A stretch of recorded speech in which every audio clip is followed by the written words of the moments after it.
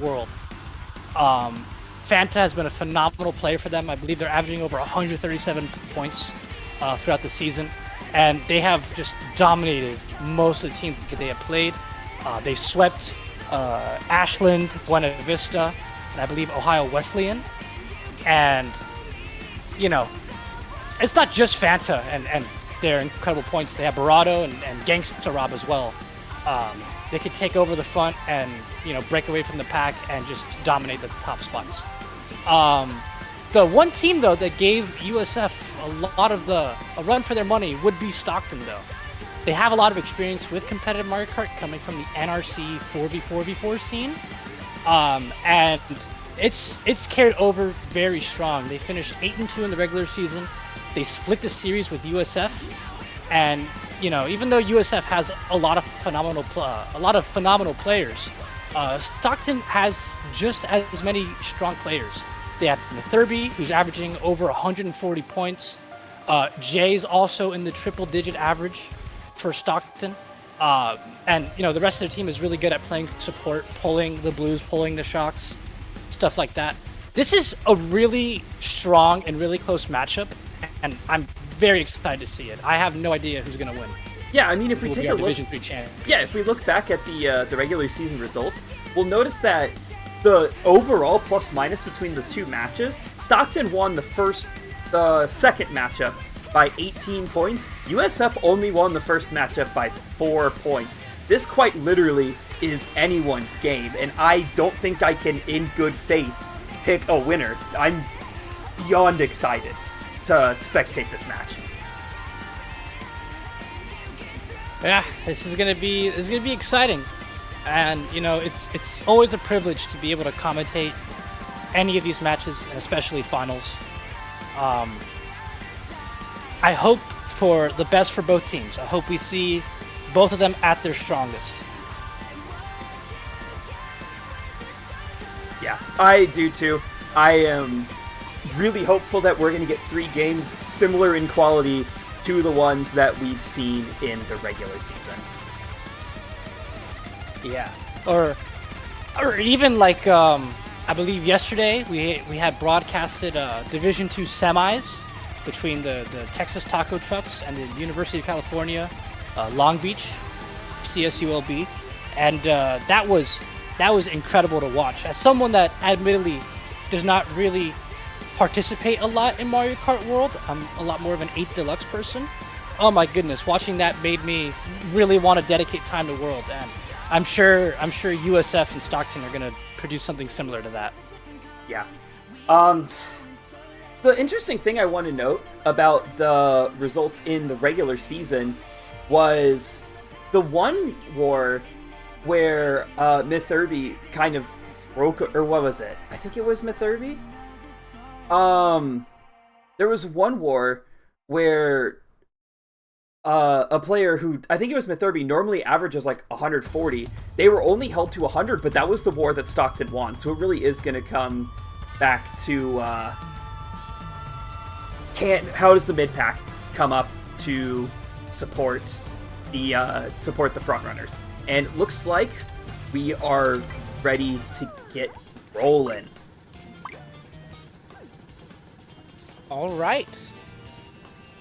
And these are 2 very different tracks in Dino Jungle and Rainbow Road.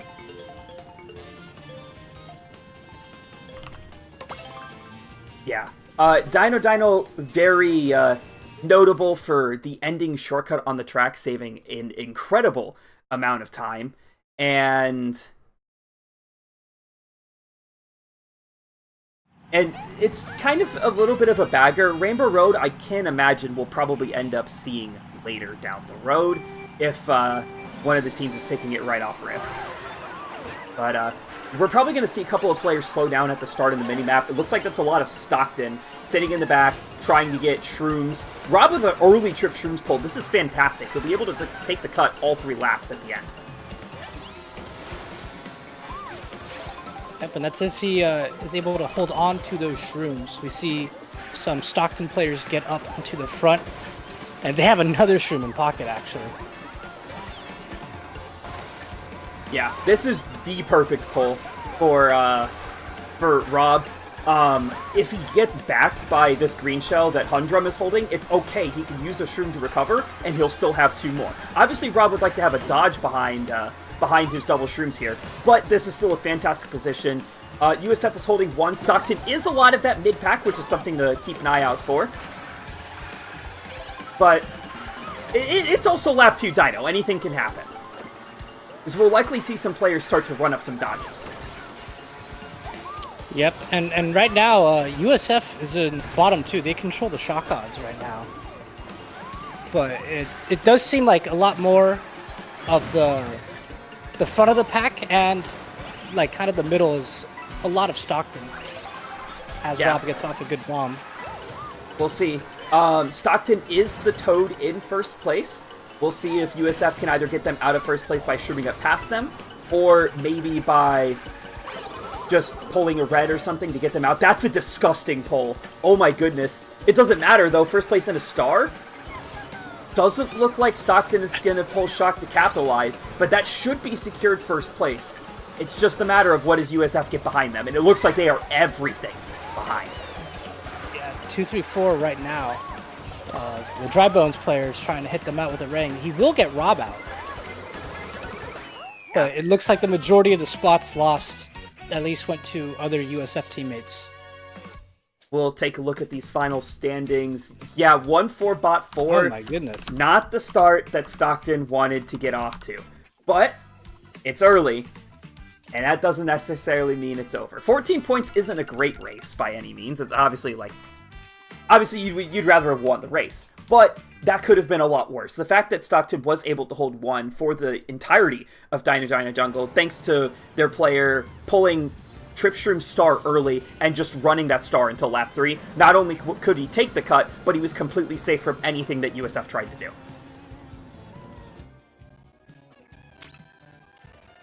We'll see what tracks are selected here to try and get a reset. Airship and Rainbow Road again. Looks like Stockton's electing to try and go for Rainbow Road. Maybe some of their players have a bit of track knowledge that the USF team lacks. We'll see how this this goes. Again, that's Thurbs in first, unsurprisingly for Stockton, being the MVP for the season for that team. Although, I don't know how much speed helps you on a track that's 4 minutes long. A lot more about endurance than anything else with Rainbow Road here. Hey, don't get me wrong, I love this track visually. It's a beautiful track, but playing it in competitive, generally you'll see a lot of teams pick this in a race 12, where, and it's obviously different for every team. The way that my team ends up picking it is, if you're race 12, it's a war where you're winning by like 20-ish points. Generally, you'll pick this track because it's really hard to get a lot of tops on this track due to the nature and the variability of this track, or the length of it all. Yeah, that makes great sense. So, I'm very curious to see what the Stockton strategy is going to turn out to be. It looks like right now they're still holding on to first. They've got some pressure. I think I see that's a fantastic pull for LBN. He'll be able to potentially, if his team ends up pulling, this track is 4 minutes long. He could hold this until his team pulls shock. And these shrooms are really great for the upcoming section, as he'll be able to take some cuts. So speaking of shock, right now the bottom, it looks like at least 2 of the bottom 3 are USF, so they maintain most of the shock odds, I believe. Yeah, and that's an important change that happened recently for this game. We touched on it a little bit in yesterday's broadcast, but they adjusted item probabilities for 6v6 play. Obviously, it's not like Nintendo's doing a competitive patch, but they are, in fact, changing some things, so it's a little... They adjusted item probabilities, essentially. Now, shock is no longer relatively common in bottom 2 to the point you'll see it every race. Now it's decently uncommon, but now bottom 3 can pull it. So that way, it's a little more varied race to race. And every race doesn't just boil down to which team pulls shock. Right. This tends to be the common shock spot for teams outside of CKL. This is where you'll see, like, Atlas League teams, if they pull shock, this tends to be the best spot on the spiral turn, because you get the players in the front to lose their drifts. If you dodge, there's not another item set for quite some time. LBN content just to stay in the back. It looks like there's USF players in front of him. He might be able to get some work done with these. Unlucky, didn't quite squeeze under the block. Although he's got a lot of distance. They're now in the shock pulling spot if it's needed. Yeah. Let's take a look at how the front of the pack is doing. It looks like, again, that's Mithurby just pulling away in first place. But USF once again holding the spots right behind him.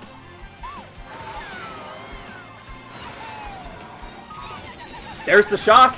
There's the shock. I wonder if that was USF shock trying to get... No, that was probably a Stockton shock, because it looked like Mithurby called themselves into set. Like, yeah, it gets everyone on glider, but the boost panel there means that Mithurby can speed up immediately. Yep, and gets to refresh their items a lot sooner than everybody else. It gives them a good chance to continue to break away further, while also being protected just in case. Especially because now this is the last lap. You really want to try and hold on to your spot. USF once again pulling triple reds. Kamek Orb was thrown, thus the chain chomps on the track. Is Mithurby going to be able to navigate them? Looks like they are, looks however... Like Fanta also pulled triple reds. There's like six reds total right now for USF. And this could be a big race for USF if this red can get there in time. A third red. Oh my goodness. It's 8 Deluxe all over again. They're going to get hit on glider, I think. I think they're far enough ahead. Do they clear the finish line is the big question. I think they did. I think they did. That's why that shock call was important. That little space they got to get off the boost panel, that might have been the whole race. And when USF gets 2 through 5 off that, it's really important to hold on to 1. Yeah, very similar to race to what we saw last time, where Stockton kept 1, which is good, but 1 bot 5 is not going to win you the war. You need some of those mid spots to catch back up. And of course, that's not entirely on Mithurby for trying to... Like, Mithurby's doing everything that they can. They've gotten first twice in a row. Not much better you can do than, 1 and 1. 30 after 2 is quite impressive pace, I would say. Yep, and those first places too. They're helping out on the point game because USF has gotten 2 through 5 or 2 through 4. They got 2 through 4 race 1, I believe, and then 2 through 5 race 2. But they're only up 28. That's still a 1 race margin. Yeah. So holding on to first place right now is really, really good for Stockton, at least. Looks like we also had like we had a DC. Yeah. I think that's a substitution. That is Zach coming in for Hundrum. I see.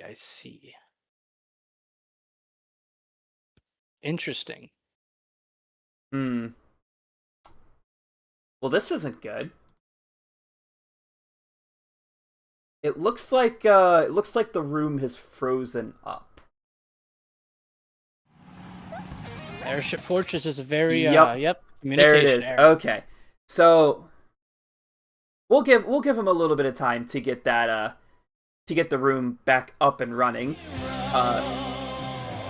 Fortunately, it looks like they've been keeping at least some semblance of screens on their end, but you gotta imagine that USF, hopefully with the new player, will have a little bit of an adjustment. Yes, or Stockton with the new player, not USF. Correct. Thank you. USF has had a really strong start, even without getting first place. But it is early on, and these kind of early DCs can be a little bit of a blessing in disguise. While they're annoying to deal with, when you are having, a I believe it was what, minus 12 and then a minus 16 race. I think they was Right, just and you're going down 28 to start. It's like, okay, well now you could breathe and kind of mentally reset. The pressure of finals is very much a real thing, regardless of the tournament. You know, in CKL, in Atlas League, or NKU/Phoenix Cup. Right, when you reach finals, right, those first few races, they're hard, they're difficult. There's a lot of pressure. Yeah. So, it might have gotten to Stockton, but now is definitely a great time to realize, hey, this is still the same game that we've been playing all this time, all right, and we still have time to kick some ass. So, yeah, it's a perfect time to take that quick mental reset. Where, yeah, stuff didn't exactly go your way at the start, but that doesn't mean it will just be, you know, all downhill from here. Stockton, like you mentioned, perfect time. Take that deep breath, take that mental reset, and they can absolutely get back into this game. For sure. You gotta make that adjustment though, and that's got to be from the mid spots. You have to play more aggressive to try and get USF out of those like upper mids. And for USF, the game plan's pretty simple. Just, you're okay with Mithurby's taking one. Mithurby can score 180 for all you care, but as long as you keep holding everything behind it, that's going to be a winning war for USF. That's the game plan for them. It's just who can execute their game plan correct, I guess, more efficiently going forward. Yep. And quick update on Division 1 finals for CKL MK World. University of California, San Diego is playing against the University of Maryland. They are currently at the end of the first Grand Prix, race 4, and the Maryland Terrapins are up 40 points on the Triton Beach Koopas. That's another very interesting, that's a very interesting matchup, and if you want to keep an eye on that one, that's on our Twitch channel. We're Collegiate KL on Twitch. That matchup actually went the other way in the regular season, where San Diego was able to take down Maryland, the consensus #1 team, for the record. But we'll see how this one plays out. UC San Diego is full of a bunch of veterans at the scene. I fully believe that if there's any team that can come back from a situation like that, it's probably them. Yep. For sure. Wait, did I just start glazing San Diego, and did they just get top 6? Okay, not quite. But I didn't want to say anything, but that was some very funny timing. That was. Thankfully, though, we are going to be returning to our Division 3 match very shortly. How about right now? They have the room. Yes, the room is open, and they are picking the tracks. All right, 10 races to go. Boo Cinema. This track is something. I'm not personally the biggest fan of this track. I think that, let me put this in 8 Deluxe terms for you. This track, Section 3, or Lap 3 at the very end, is just as awful as, like, the end of Mount Wario. It's horrible. Everyone throws their items. That's where all of, like, shocks, you'll see late bills, people making stupid comebacks, trip reds being pulled, and... Oh. Uh-oh. And another communication error has occurred. Okay. Unfortunately. Hopefully it seems we're getting a total change of the host this time around. Yeah, hopefully they'll be able to figure that out. It'd be quite a shame if we put in... We have the perfect opportunity to highlight these lower divisions, which doesn't happen very much, because normally the higher divisions are the ones with the players who regularly stream and that kind of thing. But this just happened to work out where at the last minute we got the right personnel to be able to be able to stream this. And I do hope that they can at least get 12 players in room again. And but I don't want to speak too much on this because I don't want to jinx the room and it'll never work again. So we'll see. Yes, the two teams are in communication with each other. They are opening another room very shortly. We apologize for this delay. But that is, unfortunately, just a facet of competitive Mario Kart. Sometimes the room just crashes and there's nothing you can do but continue to wait around. Yeah. And this break between race 2 and 3, I'm trying to think of a good compare. Wait, did you this is going to be like a really weird comparison, but how much of the March basketball tournament did you end up watching? You're going to be very disappointed in my answer, I feel. Okay, so essentially there was an Elite Eight matchup between Illinois and Iowa where the horn in the arena broke to the point where it was constantly on, and they had to like take a 10-minute break in the game. Yeah, they had to take a 10-minute break in the game to fix it. And these athletes, they were in the moment. They played about 8 to 10 minutes, and then they had to take this really long break to get the horn fixed. It's a similar situation here, right? The teams, South Florida in the lead, Stockton on the back foot, but now all of a sudden you have this large break due to difficulties outside of your control. It's entirely possible that it's entirely possible that this could shake up the flow of the match, where all of a sudden USF and Polar can either fall apart, Stockton can find their way back into it, or we could just see more of the same going forward. It's anyone's game, but like you said, it's all in the mental of you are in finals. Every single position matters. Every single race matters. Every single decision matters. You just got to make sure you're making the right decisions. Definitely. And it could be, not necessarily, it's not difficult, but another aspect about like the reset too is that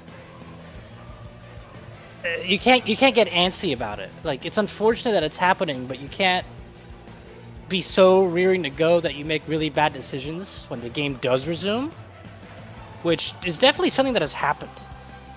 There were a few incidents in MK Universal back when that was the main tournament of similar cases, but right now we are going back to Boost Cinema. It looks like both teams agreed to play the track since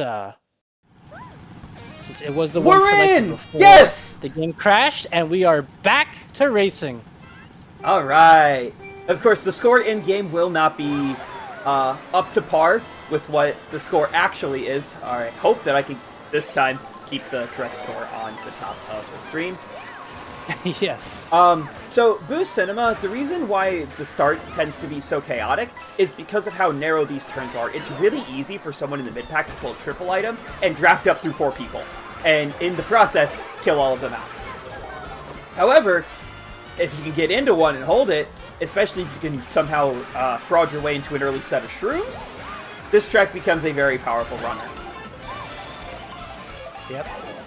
Rob's triple green saves them from hitting a Nana there. And just in case for the viewers at home, there's a color switch. Or the team colors have switched. In the first 2 races, Stockton was red and USF was blue, but now it is flipped. I feel like that's more thematic since Stockton is a blue school.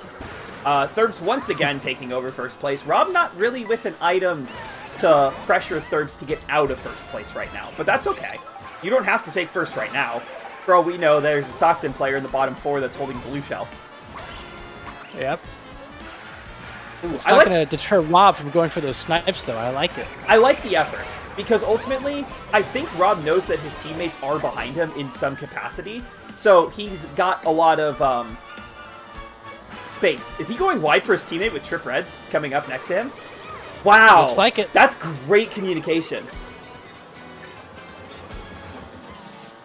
And it looks like he's going to try to aim for the Stockton player goldening up, but instead they get hit out by LBN. Oh boy, there's a lot of things that are about to happen. Kamek Orb out. There's going to be bombs on the landing. Watch out. Oh, it's chain jumps on the turn! Oh my goodness. This game is hilarious. That Bill, I think that's a USF player in Bill. Is that Barado? Oh no, it's think it Alex. might All of a be. sudden This in the is a- front. Wait, USF is This is top a 3. USF top 3. Yep. Here comes Buddy, though. Doesn't look like he's got Save items. Sunfaced. Ooh. Nice rang there by J-Bean. Is that enough to take 5? No. No, but it does guarantee that Rob at least gets a top 3. Or not Rob. But their teammate, Buddy, gets a top 3 spot at least. 8, 9, 12. Yeah, that's going to be another... Although, that honestly, I know it's crazy because Thurbs didn't get 1. That was Stockton's, numbers-wise, best race of the war because they got mid spots and didn't just get all of bottoms. In fact, USF managed to get 7, 10, 11 in the bottom half. So that's progress in the right direction. Now you just have to figure out a way to be able to support your front run during the race.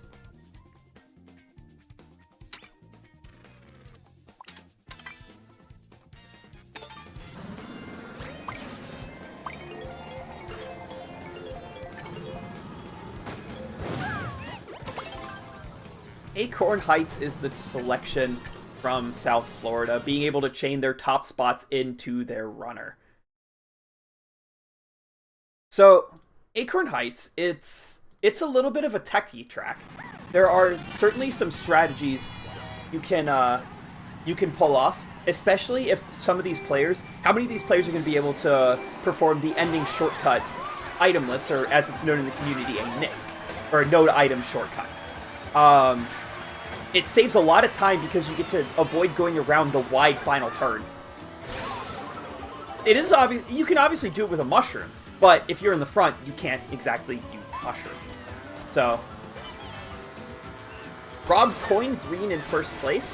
We'll see if he's going on the rail. He might know it. Shake trick, wall ride, onto the other wall. Great execution. Yeah.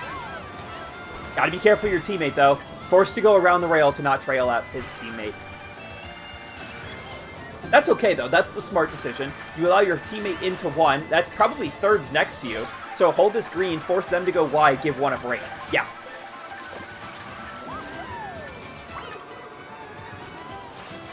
That was an aggressive back. I like them going for the back, even if they end up possibly missing the item set just because of it. I agree. You want to give your first place as much of a break as possible. Yep, and then, I mean, you're up 40 points, too. Like, on the macro scale of the whole match, like, ooh, you have room for those types of errors, and that's an unfortunate mess up there by LBN. He had the shroom to recover through shortcuts, so it's all right. Although that's a couple... I noticed there was a coin toss for USF that stopped. It looks like he was trying to get a bottom box. OBN, trip reds. That's USF. I think that's Rob with the trip reds. Essentially saying to Stockton, you shall not pass.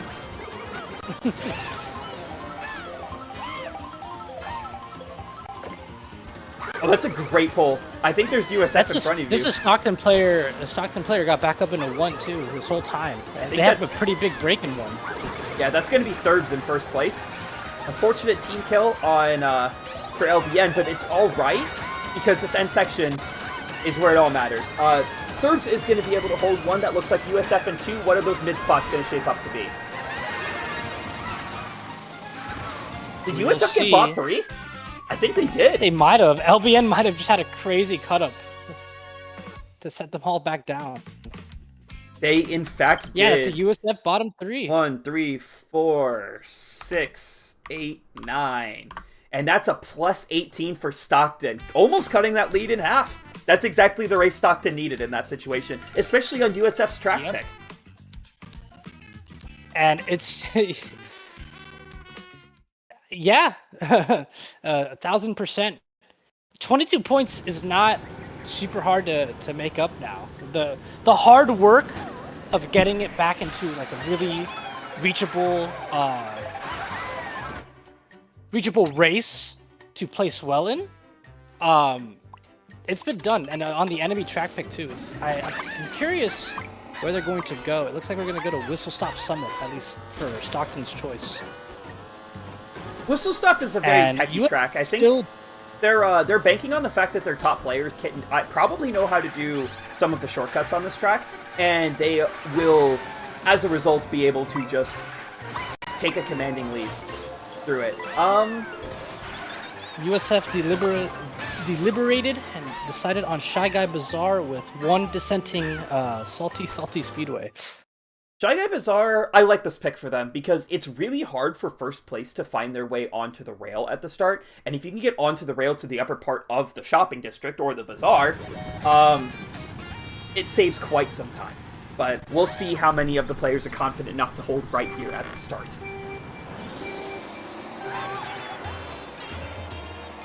Looks like about half the lobby going up there. Yep, a few people messing up, but that's fine. And here we go. Rob and Fanta up there for USF. Thurbs is right there, but they're about to get past. Seems nope, just barely holding on to first. That was the wrong time for the draft, and that feather is going to give Thurbs the better line, so they're going to be able to continue to break away a little bit here in one.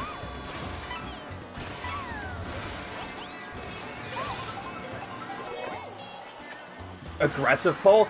Is Rob going to be able to close the gap enough to do something with this horn? Not quite. Gotta watch this green back. Go for it. I was going to say, that's a great back green from Thurbs. That's the kind of plays they need to be making, especially if it's all USF behind them.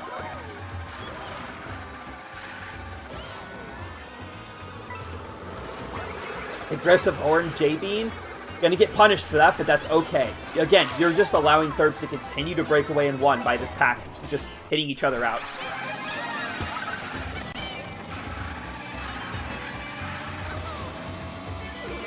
Stockton currently... Yeah, right now a big part of the strategy for Stockton is supporting Thurbs, making sure that they don't go down. Looks like Stockton's a lot of bottom spots right now, so it's very possible that there could be a Stockton player here in the back that pulls They're in shock pulling range. Shell's out. It's just Albion can't cycle is the thing, holding onto the bill. Thurbs tried to back out for the blue, so forced to use it after a line fail. Yeah, that's okay. This is a good bill spot because it takes you around this turn, and that's a lot of Stockton behind one, and one gets hit out for USF. And one gets hit out. But there's shock, and that's a USF shock. They're gonna get back one. Yep, USF is gonna hold on. Runs into the banana. No, and he gets ringed on the line. Oh my goodness, what a ring! I think what an ending. Yeah, I think Stockton got enough behind one that race is good for them. But 9, 10, 11. It's gonna be pretty even. They were in much better spots before that shock. That was a great time for USF. I don't know if they were holding on to it or if that was just like a lucky pull at like the right time, because that was like penultimate set. That was the second to last set. But man, it's a crazy recovery there from USF. It was not looking good. First got hit out. They were at least 2, 3, 4. And they turned that into at least a +4. Yeah. Or at least they turned it into a +4 at least. Yeah, that race was going to be very positive for Stockton had USF not pulled that shock. But that late shock, getting first place into glider, getting some momentum from from the lower spots to allow them to catapult themselves forward. So USF able to get a positive race as we are now approaching the halfway mark. This will be race 6 right here.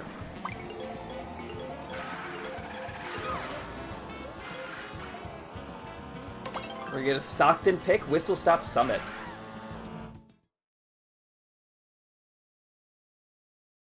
We'll see how many of the USF players know how to take some of the shortcuts here.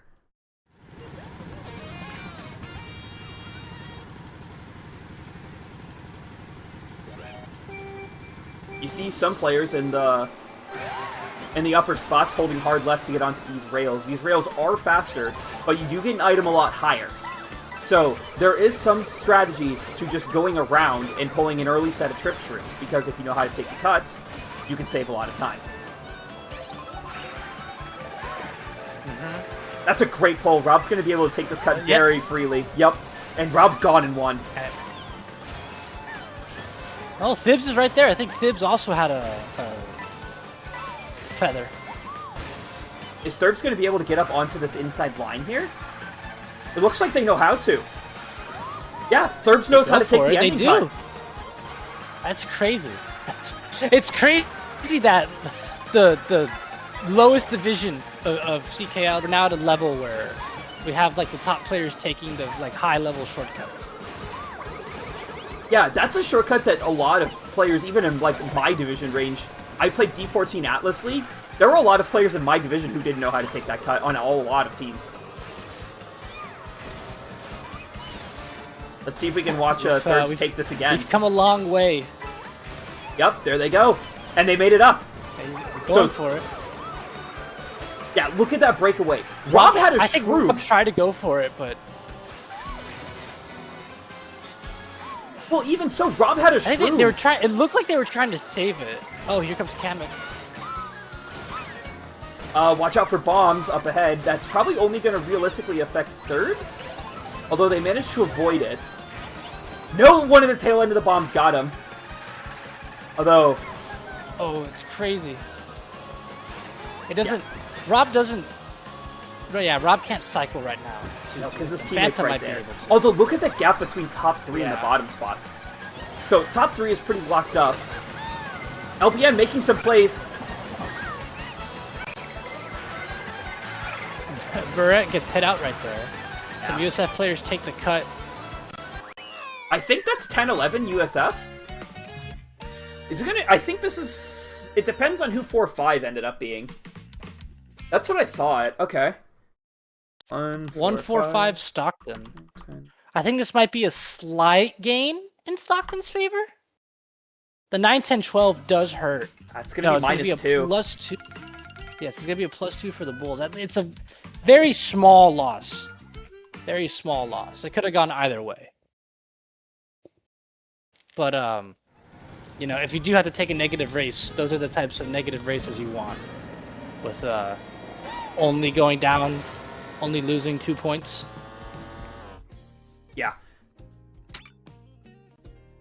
We'll see, because clearly Thurbs' knowledge of the tracks is going to be the thing that Stockton needs to be able to come back a little bit here. We are halfway done now, and Stockton is still within 1 race. I want to say Stockton has only had 1 positive race, and it was that +18 that they had on Acorn Heights. So... Yes, they had that crazy Acorn. So the fact that you have lost 5 of the 6 races, points-wise, in the first half, and you're only down 28. USF is 1 or 2 lucky breaks away from being able to take the lead in this match.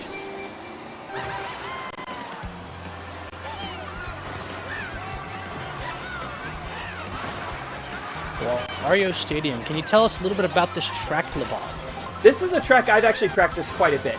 Now, you might not recognize this track compared to the N64 version, because the N64 version had a few extra turns. This track has a lot of rails and wall rides that you can experiment with to take fast lines everywhere. So this is, obviously there's coin routes here, there's a charge jump cut on the wall, and on that turn that saves a lot of time, but all in all, this is a very powerful frontrunner. If First knows how to do the rail strats, they can get a huge lead over the competition. As we kind of see that there's a battle between top 2, one is going to go on that tight rail and going to be breaking away because of it. Yep. This tight is really packed, it's really tight right now. Yep. Rob not quite able to land on the second half of the rail, which does lose a little bit of time, but it is still faster. You shave off a good portion of that turn. Are we going to see Rob going for the Valor cut? He's going to have to shroom, but this is that turn skip I was talking about. It saves so much time compared to going around.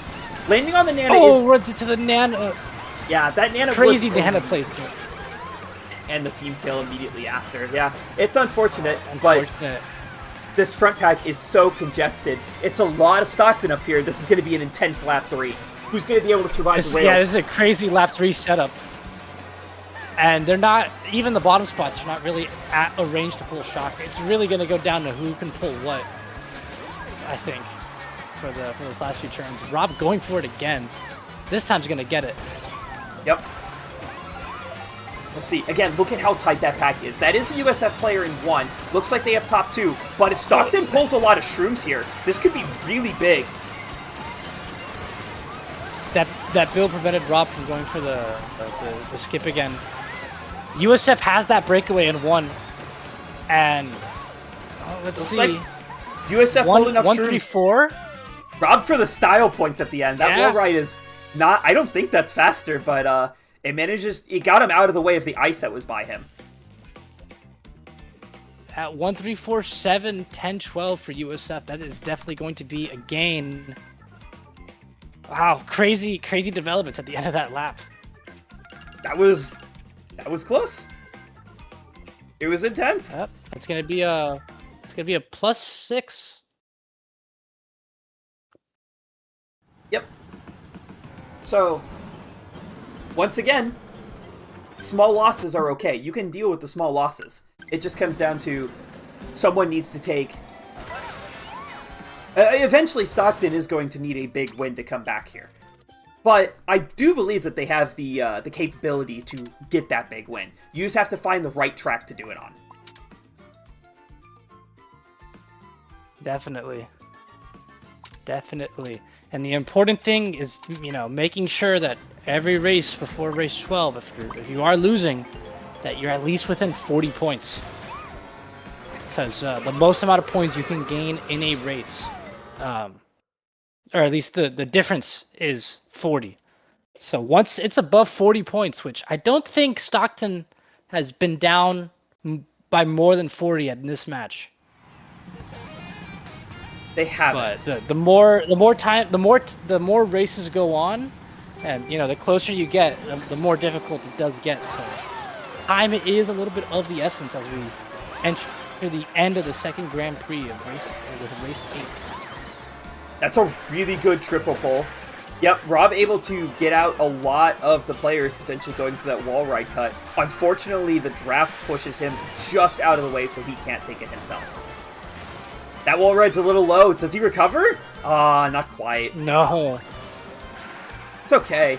DK Summit Pass. DK Pass has a lot of ways you can come back on it. There's a lot of cuts you can take.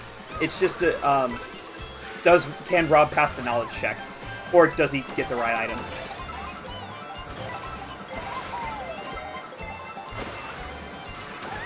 That's not bad. It's pretty good. Although that bill entered, it passed too many people, but that entered a bill extension where if the bill enters the section that Rob is at right now, it takes him all the way around the upcoming turn. Oh, Rob getting redded so he can't go for the cut once again, keeping him in the back.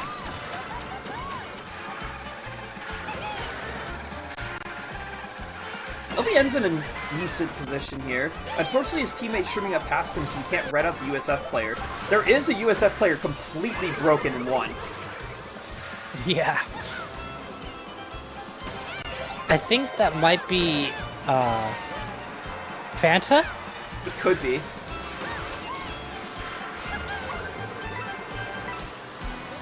Stockton is climbing back up though.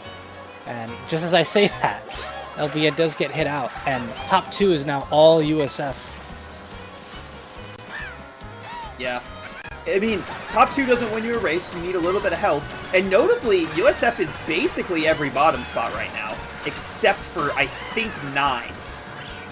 Maybe 10 now. But this is still okay for Stockton. LBN's got to be careful with this ring with his teammates around him. Yeah, but now the reds come out, just as the USF players go to cut up. That's exactly the item. LBN's going to get a pretty good spot here. It passes on the line. Yeah, the question they're gonna get 7. Question is, how did the USF? I think that's a good amount of USF bottoms. Nice 2 from Zach. That'll bring them back in. 2, 5, 6, 7, 9, 10. I think this is going to be another really small gain for the Bulls. It is, in fact, +2 for the Bulls. Stockton again, just so close to the big race they need. It's still within 40. It's still within 40, so this race could flip in one disaster for the Bulls. We'll see what happens.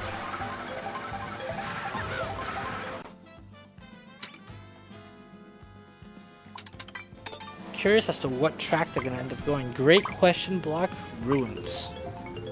Or Sky High Sunday. GBR. And USF is screaming for ice cream. For those familiar with the 8 Deluxe version of this track, to say it got a glow up is a little bit of an understatement. There is a lot of stuff to do on this track now. Final GP, Stockton needs something to happen. But while this track is nice for one, because you can get those coins on the rail up ahead to the right that we'll see LBN go for, it's very powerful for bottom spots. Because this initial cut, if you pull Trip Shrooms, you can take it all 3 laps. And if you have Trip Shrooms in the front, it is one of the simplest front runs you're going to find in this game, as there aren't a lot of crazy tech shortcuts that you're going to need to learn how to do in order to hold a top precedence. You just need to know how to do the wall ride kind of fast.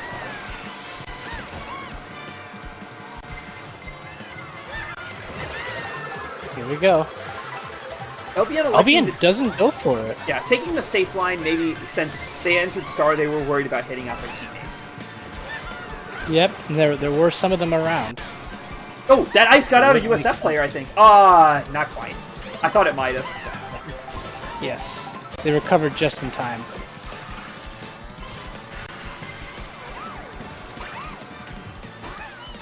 No, the head bounce of Doom and Despair! No! That's a crazy POV switch.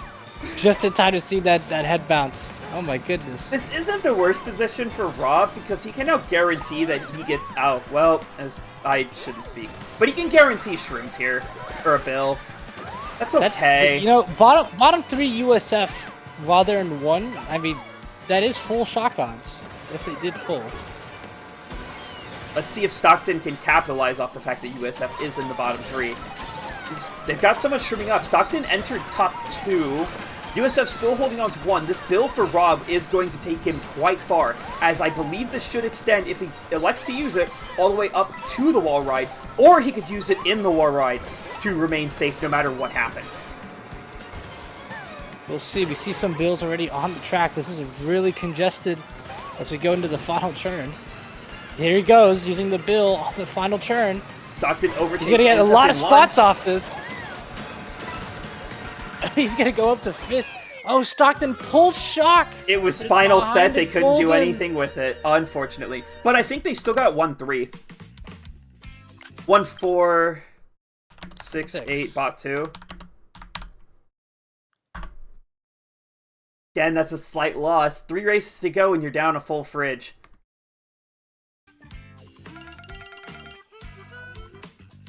It's a closely fought match. Like, yes, USF has won every race except for 1, but not by large margins. Outside of maybe like one race, they had a +12.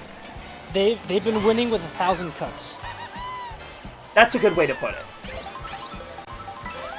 But a win will be a win.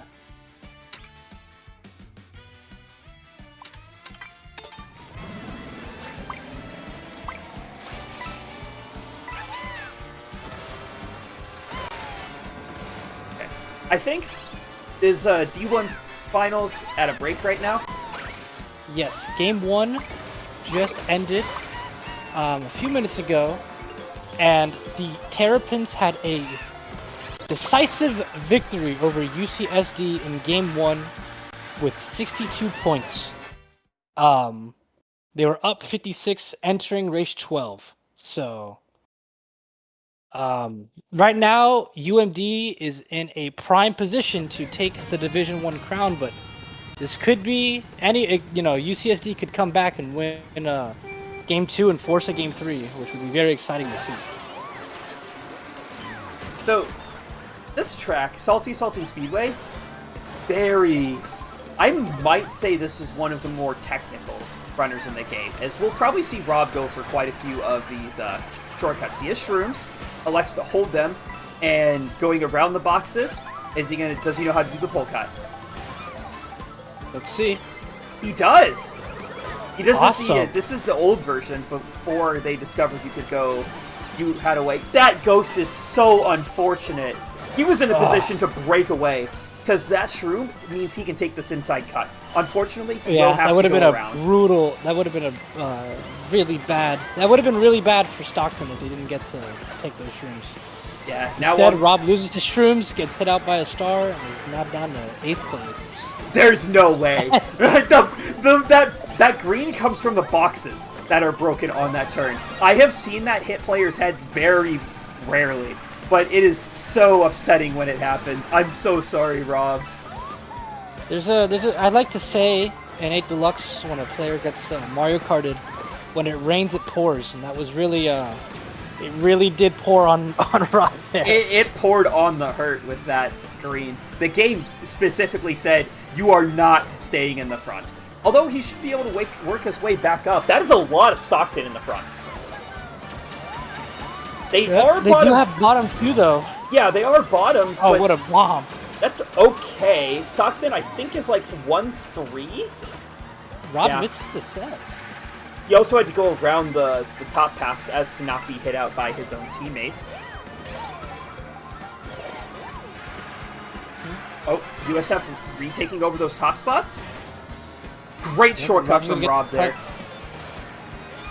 That's LBN with Trip Shrooms. He's in a great position. That red's fine. You have Shrooms Oh, the recover. red. Yep. And that's Stockton And top 2 through all of a cut. sudden, Stockton top 3 with a bomb right on the cut. This might be a huge race for Stockton, depending on how those mid spots goodness. come, because that's a lot of USF in the back. Top 5! Oh my god, top 5, 11? And just God, like that, Stockton is back in the right game. back in it. 10-point gap Down- going into only final down 2 10. races. Oh my goodness. I noticed, I was pretty sure that was going to be a good race because Stockton had top 2 with Shrooms going into that final turn. I didn't realize that all of USF had to go around the cut, or maybe I saw Stockton had at least 1 bomb. Do you think they had 2? Maybe. Wow. And USF was a lot of the tops there. Too, like yes, LBN was able to, you know, have the shroom to go, like, recover from getting redded, but everyone around him was USF, and then suddenly it just became Stockton, and just like that, it's just a 10-point game. That is very doable. This is very doable.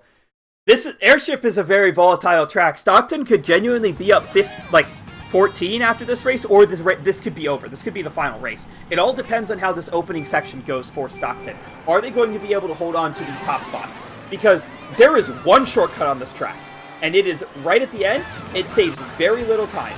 How many of these players know how to navigate the rails to the point where they can stay up in the front? And it looks like after the first section, that is going to be USF holding tops.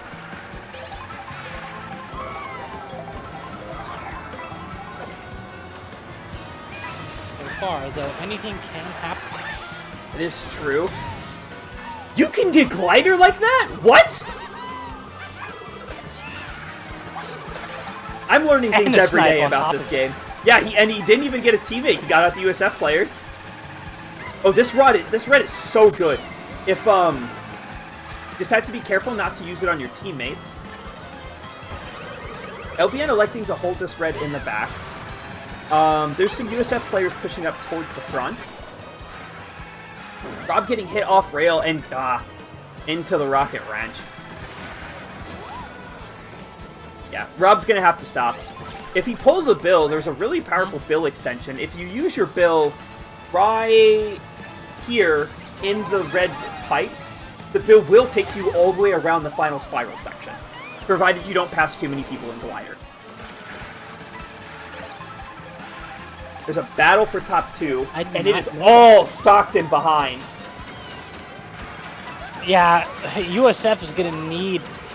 They're gonna need a shock to break most of the Stockton presence, I think. Straight up. Rob does have a Mega and a Mega Mushroom in 6. Rob's in a great Holding spot. on to it. They might have shock.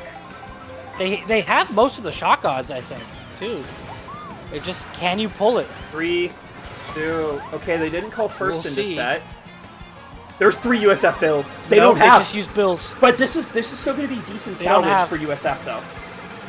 They might be able to take 1. No, I think Fanta just barely misses 1. Yeah, Fanta didn't get 1. Stockton? 1, 3, 4, 5. USF got 6, 7. 1, 3, 4, 5. 8. Last 8. Oh, they might take the lead with this. This might be this. Wow. Yeah, Stockton's in the lead by 4, going into the last race. 3 winning races. They had a plus 30, a plus 14, and a plus 18. That is all Stockton needed for a lead going into the final race. Oh my goodness. Look, I knew this set was going to be close. But oh my goodness, it's game 1!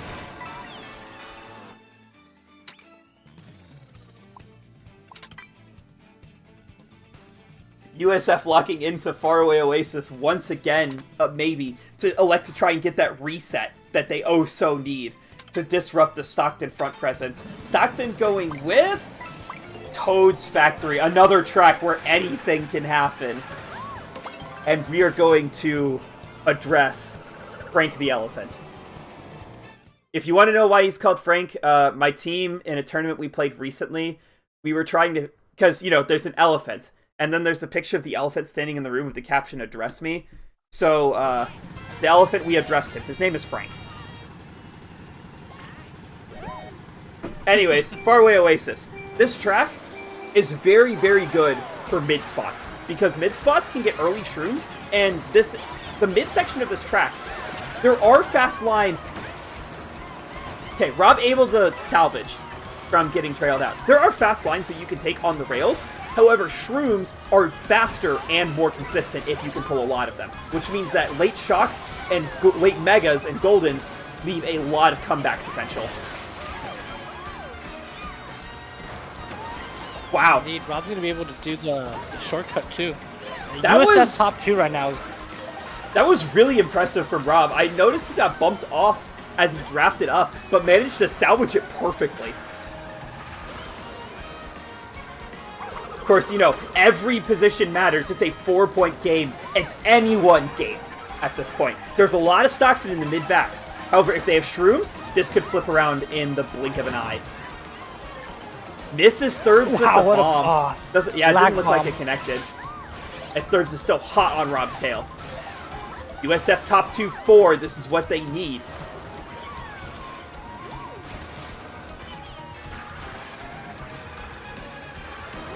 Fanta chaining the horn. Right now. Yep, that's top 3. Watch the greens. This is a really bad spot to get hit because of the waterfall. Yep. Buddy elects to be safe. Stops Fanta from taking the cut. It looks like. I think he did. But now it's just top 2 for USF.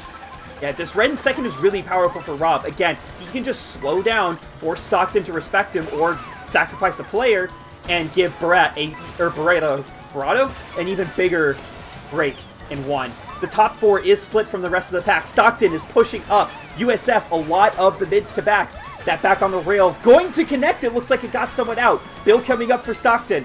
It's the mid pack. It's really, really close. Rob pulling triple nanos right as Reds are pulled behind him. Oh my god! With the feather. That's going to be top 2. The question is, where does Stockton get that top 3? 3, 4, 5.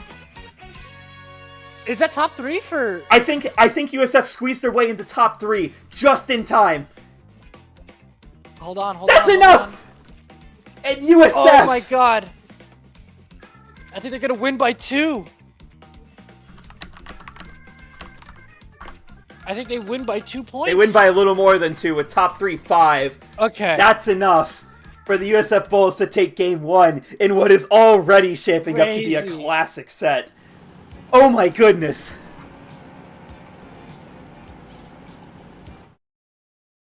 I have no words. That was incredible.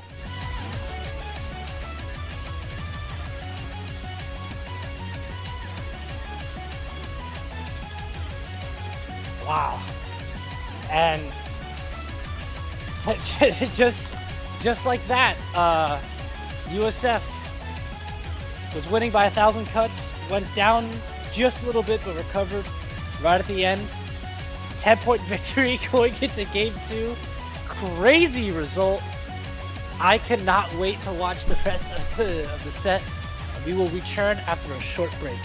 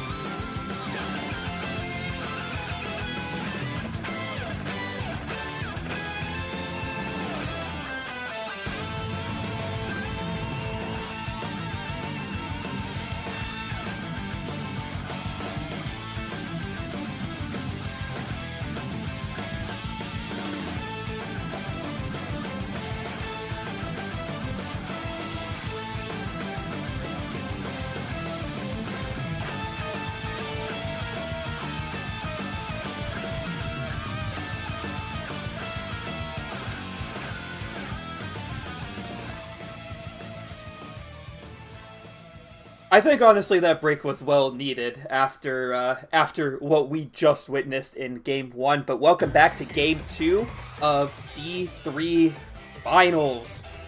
Ted Bear unfortunately couldn't stick around for the rest of Finals, but I got someone just as amazing in his place. Spicy, I understand you caught the end of Game 1. I did, and what an ending, as you mentioned. You look at just the last 4 races, which is what I was able to witness. I came in, I saw Stockton was down about 40, and then I look away for a bit, I see a huge set of like 2 races from Stockton, and they're leading going into race 12, and then USF, the Magic's still in and is going to get like that plus 14 or something like that, and then just win it on far away, and that's only Game 1, and this is such a great set here. It's like, don't get it twisted that it is just D3 Finals, but D3 has absolutely lived up to the hype. And I'm very happy that this match has lived up to the expectation that we kind of set for the match at the beginning of the stream, where we mentioned that the net differential between these two teams in the 2 matches they played combined, like the winning margins combined, 22 in 2 matches in the regular season. Oh my god. Add on to this 10-point victory in the playoffs, 32-point difference from these 2 teams across 3 games is ridiculous. That is insanity when you look at the stats like that. I knew on paper, especially as the season progressed, that these 2 teams were the favorites to take it. And just if you look at the numbers, you see why. And not just numbers, but also the eye test. You see that like a team like Stockton, who loses like 9 races of the 12, ends up leading still going into like that last race. Just shows how close they're able to keep it together. And USF, it's like, I've been their DA for multiple divisions when it comes to ATX now. To see them finally at the final stage again, especially after the heartbreak they had in 8 Deluxe Finals, they're looking to finally put it together, finally get that banner. They're 1 game away now, but Stockton, I know for sure, is not going down without a fight. Yeah, and I am more than looking forward to the fight that Stockton will be putting up in this game. Of course, you kind of have to look back at how some of those early races for Stockton went and wonder if there are going to be some adjustments going into the second game. Because early on, Stockton kind of just had a bunch of... they had 1-0, where Mytherby just kind of ran away in the top spots most of the time, and to their credit, they kept getting 1 or like top 2, unless South Florida pulled some nonsense to get them out. But at the end of it, that's when Stockton's players in the mid-pack started to come back up and provide that support that they needed to take those, to get those winning races at the end. Sounds about right here, and it makes sense when you consider what the 2 teams are, and it's also crazy. We are starting Game 2 here with Rainbow Road. Very long track here, longest in the game. A lot of time for us to really look into like the analytics of everything, recap what happened in Game 1, and really just set the stage here for Game 2. Really interested to see how this ends up going. Was this in Game 1, actually? Excited. Yes, it was picked in Game 1. Okay. I think it was the second track picked. But okay, so we do have some data on that. Yeah, it's Rainbow Road. We talked about it last time. This track is long, but that doesn't necessarily mean there's nothing that can happen. There's a lot of small things that these players in the back can do to optimize their chances of being able to make their way back to the front. A quick note for anyone watching the mini-map is the team colors have swapped back to what they were during the first room before it crashed. Stockton is now on red, and South Florida on blue. Interesting to just look at the mini-map here. It is a 4-lap track, and it is very long, about 4 minutes, especially when you consider items and everything like that as well. USF immediately just in the front spots and now, but you have to take note of these cuts here. Fortunately for LBN, who is going to fail that in there. It does happen though, and you are still seeing that Stockton is in that like top spot here, but a lot of USF right behind here, and especially now in this water section here in lap 2, where shrooms are just especially powerful thanks to them being basically buffed within the water, not having to deal with the water speed. Now they're seeing who's going to be able to move on forward here. Nice rank. That actually, it got the Stockton player midair, which allowed Rob to move up a spot. Of course, gonna be showing that one to his friends later. Yeah, you love that there. Just being able to have the clippable moment. A lot of different things also happening here in this lap too. Triple reds out here from Rob, but their teammate right in front. Have to see that Derby is right behind there as well as LBN. So Rob is just going to hold these on defense here for now. Not necessary, but it does look like a camping is now in play here as well. Interesting to see how that ends up affecting things later now in the line. I don't think it'll affect anyone in Glider. Their transformation should finish by the time they reach it. However, the player in 1 might see some ill effects from the Kamek on the turn. Blue Shell out. Yeah, you can see the remnants of all the spike balls lingering on the track. And it looks like whoever was in first took that blue really close to the pack.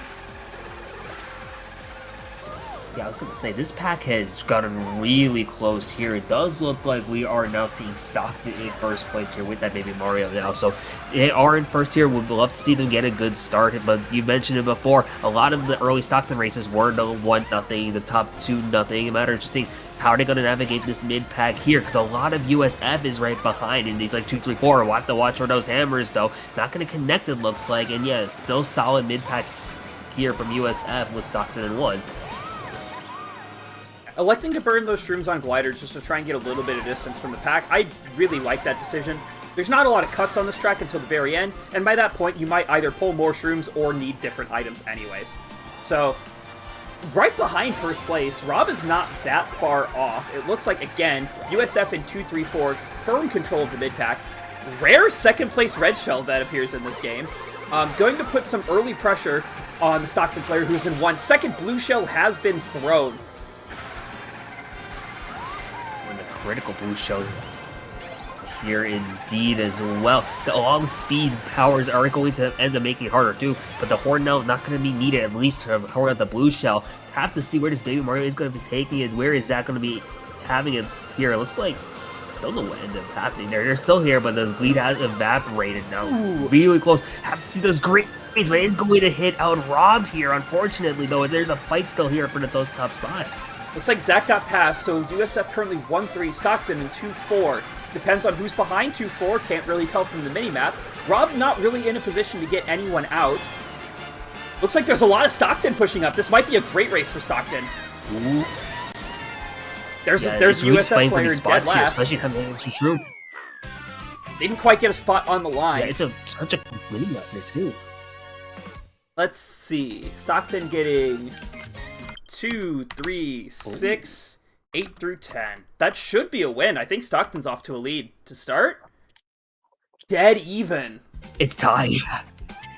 That makes sense when you consider what these teams were coming into, especially going into game 2, and especially just watching how that race ended up developing. You saw a race for first, which ended up happening and being basically affected by the blue shells that came through, but no team was really able to establish like multiple tops. And a lot of it was just whoever's in first, and then the other team is just right behind in those 2, 3s. So a lot of the mid-pack just ended up moving around multiple times throughout that race, and here we are. It's going into race 2, and it's still an even game. And right now, it's just an 11 race war, except you can't pick Rainbow Road. Is that a blessing or a curse? We'll let you decide. Yeah, well, let's see what that ends decide. But we still need the whistle stop. We see the Shy Guy Bazaar being options here. As well as seeing actually a bigger switch to Bowser's Castle. So interesting options really from both these teams. We did not see Bowser's Castle. Yeah, we didn't see Bowser's Castle in game 1. So I'm very curious to see how this is going to be playing out for USF, who I believe picked this track. As we both know, there are a number of shortcuts on this track, despite the fact that it's such a strong runner, because you can take so many of those shortcuts shroomless. In fact, if we take a look at what Rob does at the start, we might be able to see him go for it. You can skip a good chunk of the first major turn of the track by either going up on this rail, got bumped out, or by trying to charge jump over the gap here. Just like that. Yeah, and you see Rob is going to go for that charge jump method there, even though failing the rail strat affectionately called Beyblade, but it is going to still work out here, and because of the variety of routes, it does allow for a lot of different front running presence, as you mentioned earlier. Looks like a 1-3 so far from this side of USF, and it is going to transpire into a top 2. Rob now doing a little move up here. Thurby's now going to be right behind, but Fance is going to be able to shrew him up. Thurbs is also right there. A lot of opening changes here in his opening lap, but you also have to watch that pack as it really starts to expand. Yeah, Thurbs with those greens and 2 is threatening, because you can throw those up to try and get Fanta out of 1, who's in first place. Blue Shell out, so Thurbs won't even have to throw these items to get Fanta. And Fanta is going to get Blue trying to go for cut, being ultimately forced to go around, or take a nice dip in the lava. We'll see you later, Fanta. Yeah, bye-bye Fanta there, but Thurbs and Rob, they're over there, able to take the Beyblade strat nicely over. But Rob now has those triple greens as well. Different attack opportunities here. They want to be pushing for first place. Watching the back as well, you saw that there were at least 2 bills in play here. And this top 2 is basically gone. You see the 3-4 is leading USF here for now. Well, going back Stockton, but yeah, a big fight in this mid-pack. But these top 2 duel, it's a real fight up here for this top spot. Thurb's getting a little bit of distance, although I would wager that Rob probably has more coins, so he can probably catch up at the end. It just matters, what is Thurb's going to be able to do here? Not electing to back the green shell, instead holding all of them for defense. That was a really good cut for Rob and cut down that distance between 1 and 2. That was an aggressive back, and it's going to hit the horn! The horn! That's what a sequence right there. The horn is basically used as a defensive option to get rid of the greens, but it still worked out. Anyways, Rob has the shroom up here, and there's a shroom cut coming right up here, so it is going to matter if Thurbs pulls the elusive red shell, especially because Rob is only going to be able to get a single coin as the defense. There is no defensive option here. I don't see what Thurbs is going to have, but it's going to pass barely here. It is like a neck here, yeah. Rob is going, yeah, you saw how close they were. Rob is going to take first right over Thurbs, and now it's this fight for mid, but look at that USF, just a lot of looks like 1-3-5 maybe. Yeah, that fight for first was very entertaining. It was back and forth. It's just Thurbs didn't quite get the benefit of the draw at the end, and ultimately this race is not going to go in Stockton's favor. Yeah, and one thing I will mention is the benefit here, at least from USF, is that this team, just generally speaking, is more experienced. So I was leaning towards them, at least for tracks like Boucher's Castle, where there is a lot more of that execution really in mind there. So they've been at this point, they've been in the finals before when it comes to ATX. They've been in playoffs both seasons already. So wouldn't be surprised to see them pull out that little advantage here. Stockton's still kind of like maybe shaking off the nerves. They still have 10 races left, and you know that they have big haymakers left ahead of them. So a long time for them to still make those adjustments and see what they end up picking next. Stockton going with the Warrior Stadium that ended up, I believe, somewhat working out for them last time.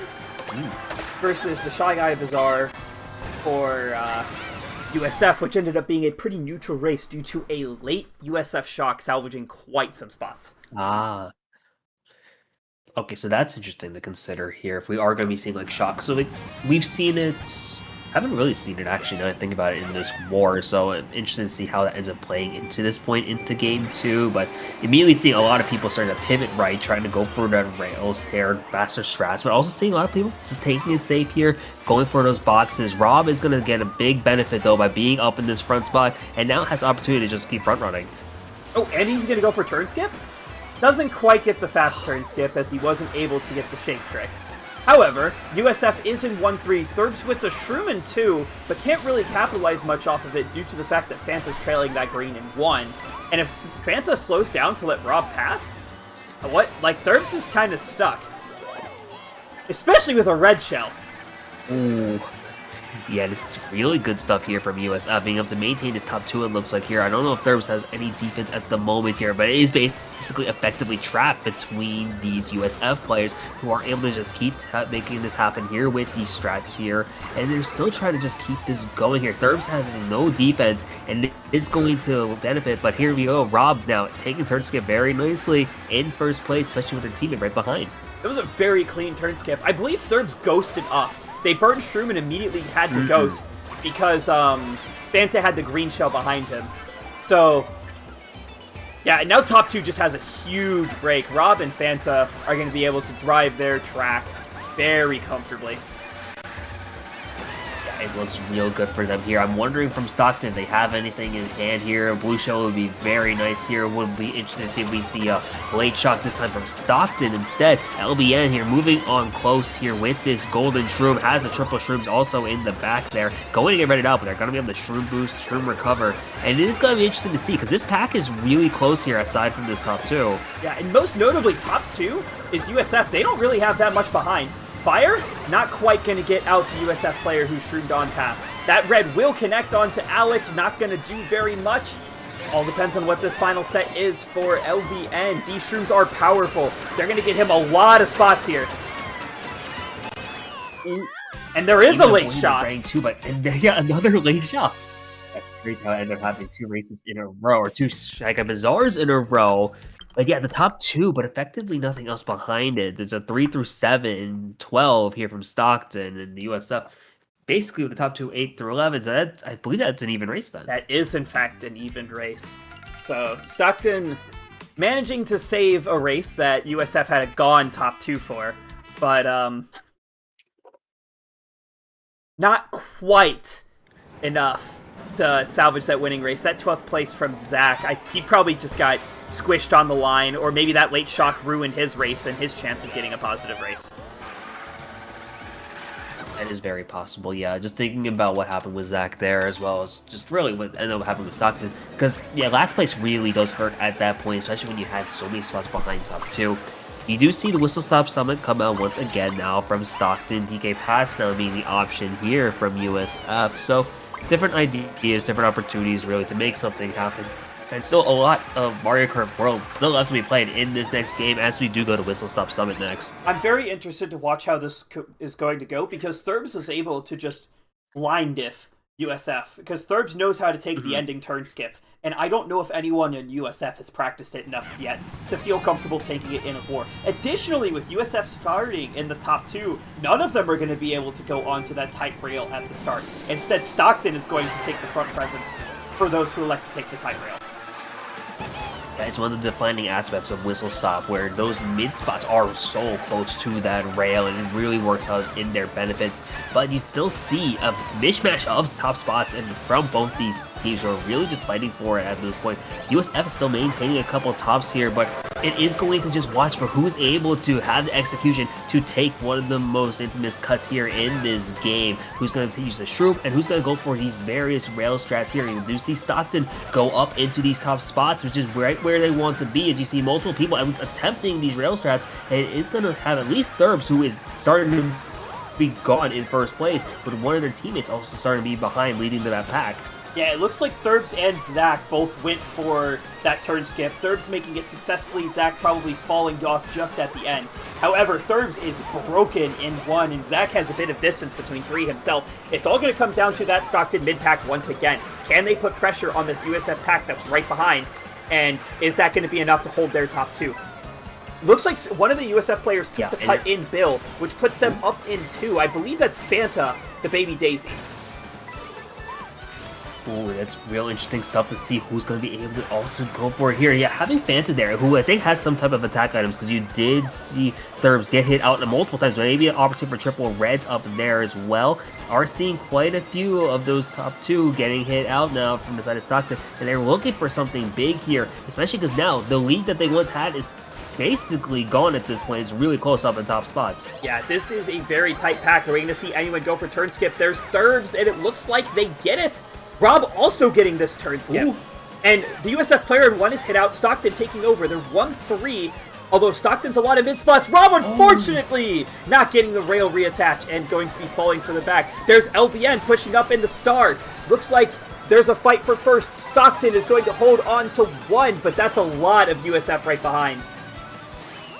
That is a lot of USF behind, and another incredibly late shot coming into play here. Not sure how much that ends up changing the overall game, but the 1-4 from Stockton. But yeah, as you said, 2, 3, 5, 6, a lot of that USF right behind, and what a great way to mitigate that, as it does lead to the +6 in favor of the USF Bulls Rush. Spicy, I'm getting a little bit of deja vu because this is exactly, not exact numbers, Oh, no. but more or less how the last war started out, where USF had a couple winning races. It got to a difference of between 20 to 30. Stockton had one race to pull it back within 20, back within 30. And then eventually USF, with about a GP to go, pulled it to that 40-point gap. And you and I both know how it ended. Well, let's see if Stockton can write a different end to their tale this time around. Yeah, I'm interested here because, like, I believe Stockton got a positive on Airship as well. But I'm really wondering for when Salty comes back again, because that was such an insane race, such an insane turnaround. Are going now to Mario Stadium on the flip side here. It is being a Stockton pick here as well. So interested to see what they end up pulling out here, especially because they're in like some good positions here to access that first rail. Should be able to get themselves into like a fighting spot here to eventually break away. Notably, we saw multiple players on both teams attempting the Valor cut, which is that wall ride on the right about halfway through the lap. So it'll be interesting to see how the front pack develops, with some players knowing how to take Valor and others not. Yeah, that is a big thing here. Execution for those cuts especially is really what sets the driving apart from who is going to be a strong contender and who's just going to just be left behind a little bit here.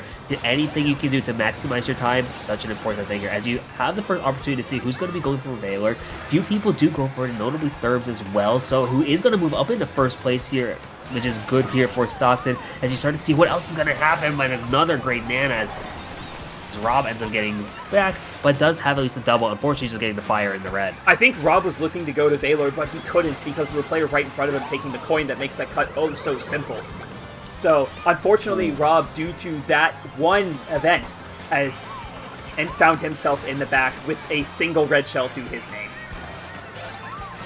Yeah, rough items to have here. You have the red, but you have to wonder what is coming in pocket here. You want something good. Golden's going to help at least to catch up, but you also have to note that this Stockton breakaway is starting to be good. LBN getting bombed out in the process, but yeah, Thurbs is gone. And we had Zach also fighting really high up, but you start to see the USF is starting to make their way up here. It looks like I think Fanta, another player, is going to be moving on up. Fanta in the star in second, it looks like, as well. So opportunities here to maybe break into this lead that Thurbs has just established. Yeah. Thurbs is, again, broken away in one, but look at that 2-3. It's USF behind him. There is some Stockton in the upper mids, but it's going to just depend on can Thurbs pull items to deny cuts for USF. If Thurbs pulls something like a Nana or a Green, I'd love to see them try to back it on Valor cut to get Fanta out. Yeah, anything you can just to deny the enemy's team space, and LBN going for the risky play, going to get rid of the bomb, but also getting detonated in the process here as well.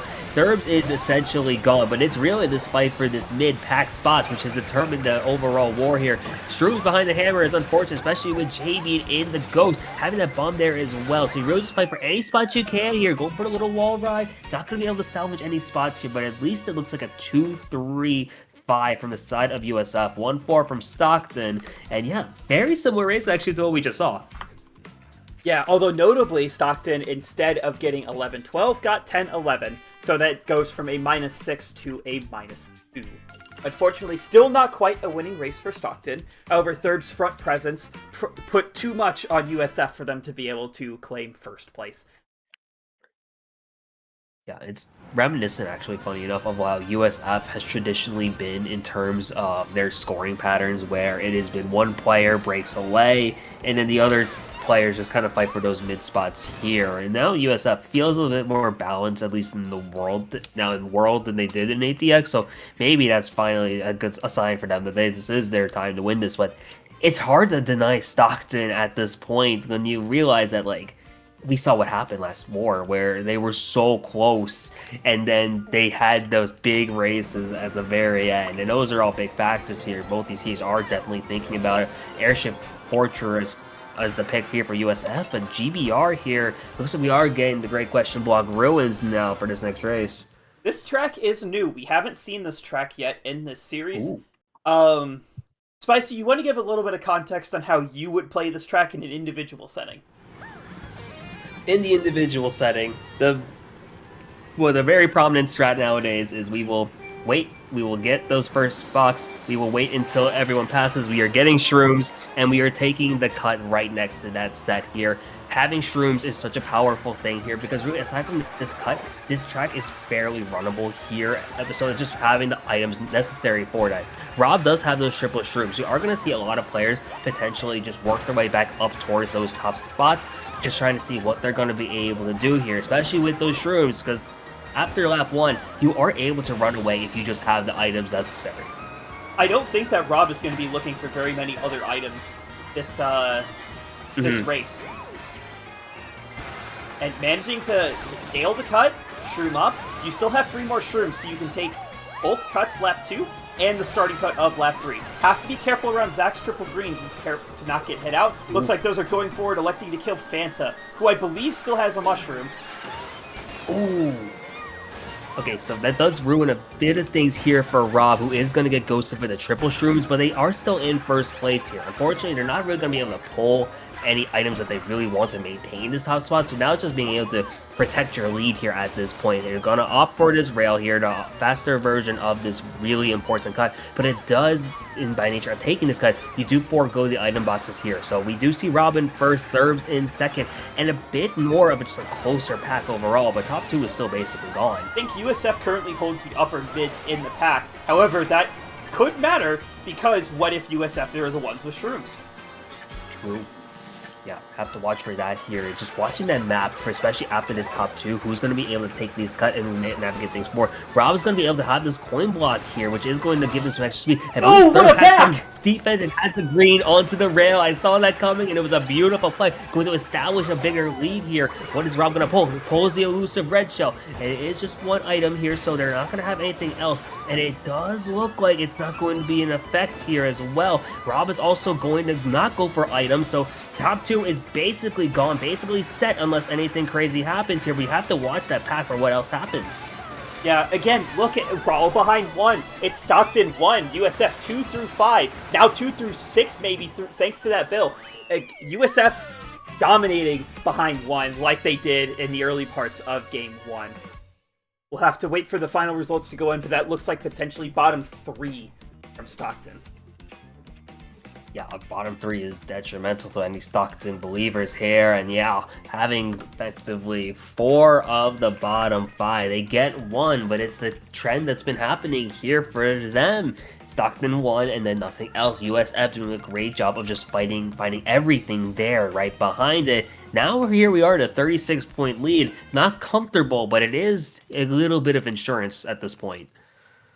We're kind of nearing the point where you could call this a one-race cushion, because getting anything more than plus 36, heck, getting anything more than plus 20 on a track takes a little bit of luck, I would say. You can generally get like plus 10s, plus 12s just from driving and smart play, but if you want those big races, you're going to have to get lucky. Stockton now basically a full race behind going into the back half, and it's do or die. You have 6 races to try and push this war to another 12. Yeah, still a lot of kart to be played here. Stockton can just chip away at this lead and they'll be fine, but USF just hoping to extend on this here. That was probably the biggest USF race we've had in a while. Just being able to give them a bigger cushion, just being able to have that like one race thing is such an important thing for them at this point here as we go back in to Airship Fortress. And another great spot here for them too. Everyone's closer towards that rail compared to the first place, who is basically locked into that right rail or either fighting for a spot in the middle pack. But this does give an opportunity here for USF to maybe give themselves some front-running presence early. Rob probably trying to bump out Thurbs, unsuccessful in the process, as Thurbs does manage to hit, I believe, the first place rail strats. This is the final rail, which will let USF into top 2. Ooh. And notably, because of the extreme lack of any important shortcut, it's really hard to make a comeback on this track unless you pull a late bill. Yeah, you have to be watching for those late items here. Despite all of that, it's Rob and Thurbs up here in these top spots, and I believe Thurbs here has triple shroom, so opportunity to really either take this cut here or kind of cut up ahead. Rob is just gonna try and trap the line here with this banana or play aggressively if they get caught behind. But this is a real solid thing to have here. You can trap this rail, have to watch for that rang, but it does prevent Thurbs from really playing super aggressive here at this point. Double reds. I think Zach came up with trip reds from the mid pack, and now all of a sudden this top 2 has been flipped and Stockton takes the lead.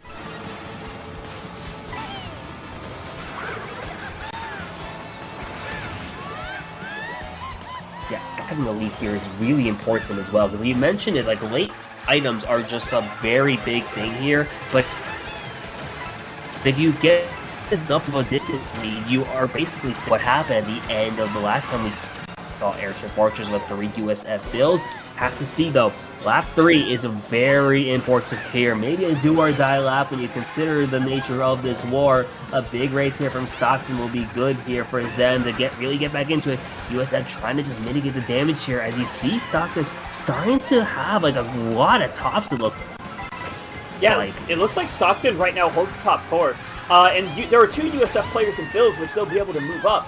But there's also a Stockton player. And those stocks and tops are so far ahead. I don't know that USF can reasonably catch up. Oh, there's a late shock! That's a USF shock! Oh my goodness! Shock and LBN pulls it. After all of that, though, I think actually it might have been that USF has been able to get all the way up there. It might have been able to steal first. I'm so curious about how this map ended up playing out here. Because, 1-4, and now it's a 2-3-5. Yeah, what? Bottom 3 USF, it's like the opposite of what we've been seeing this time. Now it's Stockton with all the upper mids and USF with the 1-0. Yeah, that is still a positive race for not South Florida, for Stockton. The Blue Shells clawed their way back just a little bit because, again, they held so much of the front presence that they were able to reclaim a little bit of that lead. 5 races to go and 26 points is still very doable. For sure, yeah. By the way, for the D1 update, we have just gotten word that UCSD has pushed it to a Game 3, so be sure to pull up a tab for Collegiate KL on the Twitch while you also be watching a potential for still either a championship clinch here or a game push to a Game 3 ourselves here in G3. We see Sky High as the Stockton pick. Acorn Heights now here from USF, and it does look like we are going Stockton's pick, so we will be seeing Sky High Sunday here. Yeah, Sky High Sunday is personal favorite track of mine. I have made this very known to a lot of people. It's so good in this game. Yeah, it's so awesome. It's my sweet summer child. As it should be, honestly. There's so many great things here about this track here. And now some opportunity though. There's like one cut, pretty much, at least shroom-wise, and it is the one you are going to be seeing right here. And so it's a matter of saying who's going to shroom up. And at this point, it becomes a pretty strong runner here with a lot of different opportunities to make something happen. Great draft here from Rob, who does have 1 shroom left from this triple, and is going to be able to put themselves in a running position here early on. And even doing the charge jump period of the wall ride, which is faster than tricking on, those shrooms being ghosted is really unfortunate. However, Rob is still in an okay position. He can let the people shroom up behind him, and he'll still be able to get more shrooms potentially for lap 3.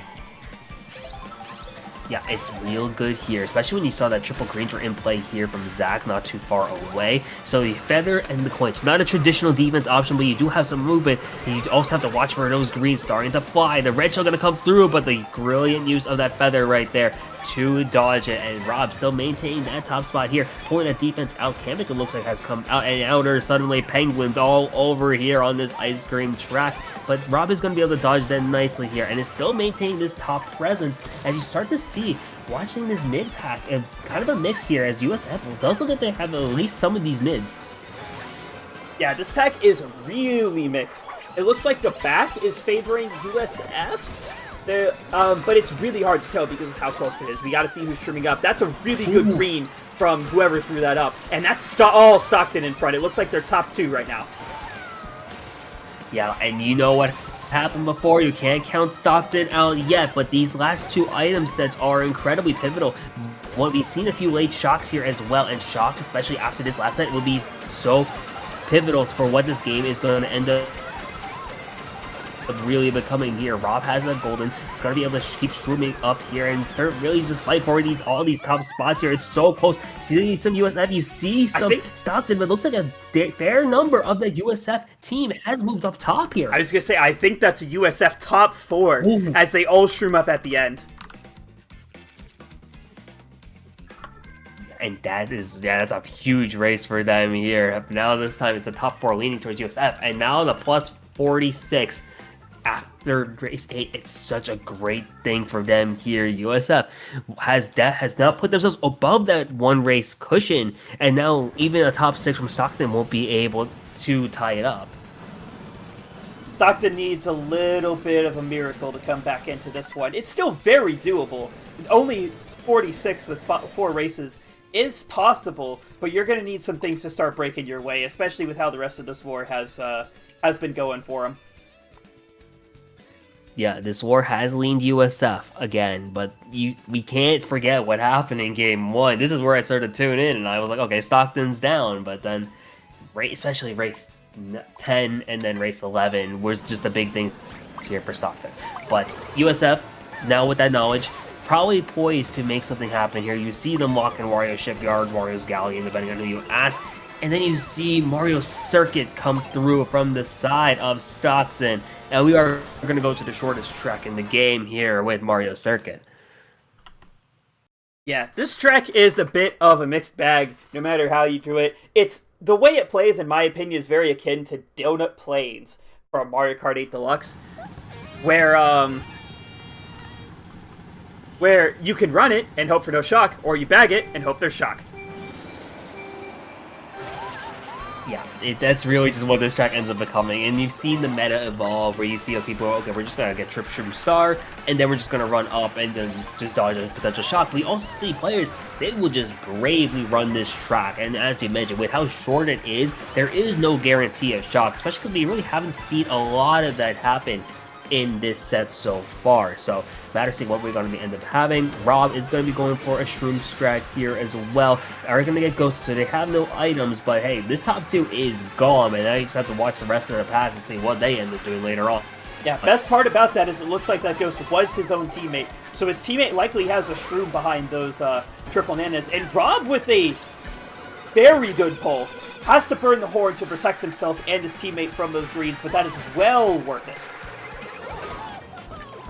Yeah, great stuff. You want that here if you're USF. But Stockton is going to move on up here. Have to see what other items are going to be in play now. Top 2 is leaning towards USF, and they are going to be able to keep holding on. That's bottom now, or now a red shell here from JT Dwar. And now see what they're going to be able to do here. 2 is going to be, looks like, all we're going to be seeing here. And the late Nana, it looks like here, as well as USF should be able to take top 2 here. Good race for them it potentially looks, as you do see the Stockton player in last place. Have to see how the rest of this race ends up transpiring, but yeah, top 2, 4, 6 should be a positive here for USF, especially with the bot 2 from Stockton. Yeah, and now we're nearing miracle territory for Stockton. It takes 40 in 4 races is very doable. 60 in 3 races. It's not over. We've seen that it is 3 salty speedways away from being in Stockton's favor, but it's gonna take a race like that to bring them back into this. USF, of course, just needs to pick a safe track, hold on to that lead. You got 3 races left. In 2 races, if you don't lose 26 points, it's officially over. For sure, yeah, you see them going back to the Galleon, going back Wario's Shipyard here, and Salty Speedway coming in now from Stockton. They are going to get it again out here, but if you need it up your sleeve, it's time to bring it out now. Down 66 with 3 races to go. They are going to go back to the track that almost led to the Stockton comeback in Game 1. We'll see. Stockton, again, banking on a miracle to happen, and we'll see how this plays out.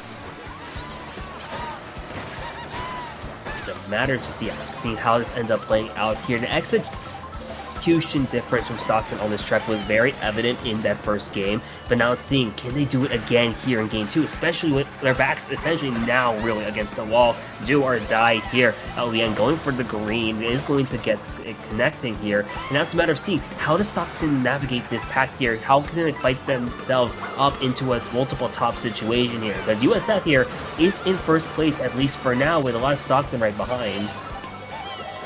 Looks like they had a ghost in one, which allowed them to take the cut. So Stockton should have, or not Stockton, USF should be pretty comfortably in first place.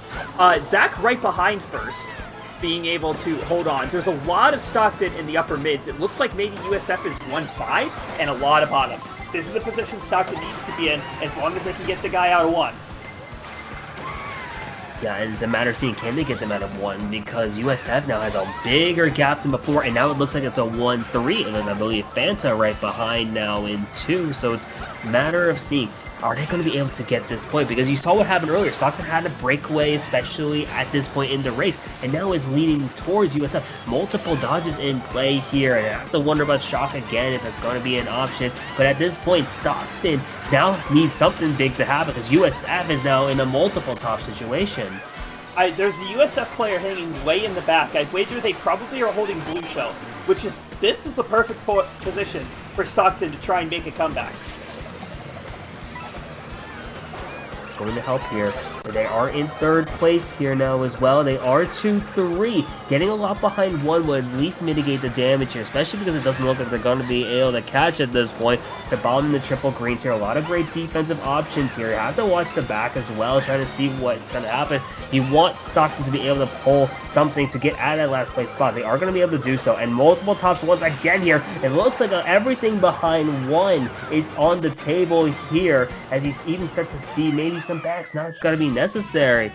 It's not going to be the big race that we saw as big as we saw in race 1, but it is a positive, a 2-5-7 that will keep Stockton in it still. That's 12 points closer, which does keep them alive, as you mentioned, but that was like, I don't know, it's still dire for the Blue Shells here. They really need something to go right. Yeah, and they got rid of Salty again, which is what the track was in game 1 for them to almost bring it all the way back. So I'm wondering now from Stockton, where you actually are needing to play for 2 big races just to even tie it up. You need a play. I need a plus 14 just to even have a shot to have the top 6 in race 12. USF just looking for something safe here. Probably you see Crown City now from side of Stockton. Mario Bros Circuit here from USF. It's going to be Stockton's pick. You have to take, like, Stockton can't play safe. Thurbs is going to have to run, and everyone else in Stockton is going to have a really, really solid race where either they pull late shrooms and come back at the end, as is the nature for Crown City, or they're going to have to get USF out of the front very early and proceed to just hang on to those tops, as USF will be trying to either shroom up or pull shock and dodge up. So, which way does Stockton elect to play here?